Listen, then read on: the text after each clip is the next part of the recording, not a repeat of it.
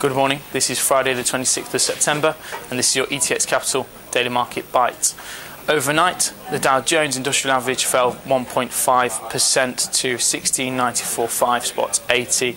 The S&P lost 1.6% to 1965.99.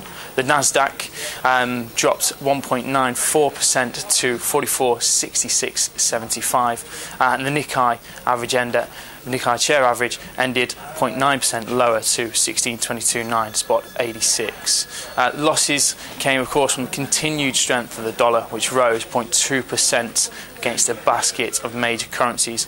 This is coupled with the durable goods data coming out of the States, down 18.2% against 17.7 forecasted.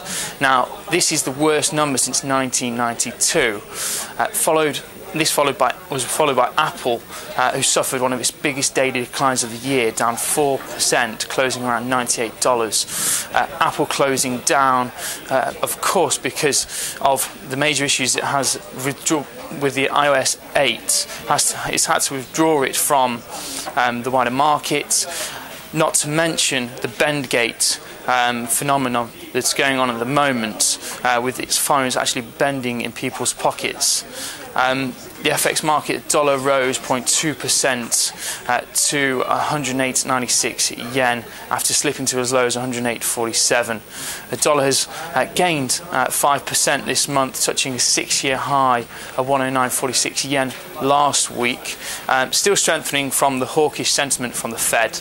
Of course, inflationary woes are still affecting the Eurozone. The Euro trade at 127.48, having fallen to a 22-month low of 126.95 on Thursday.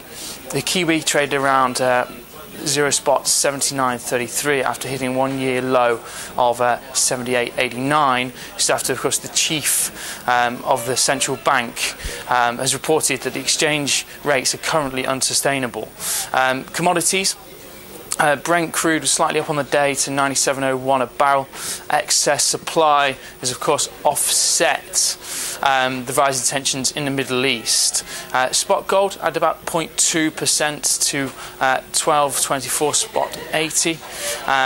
Now, today, moving on, we have final GDP data coming out of the States at 1:30.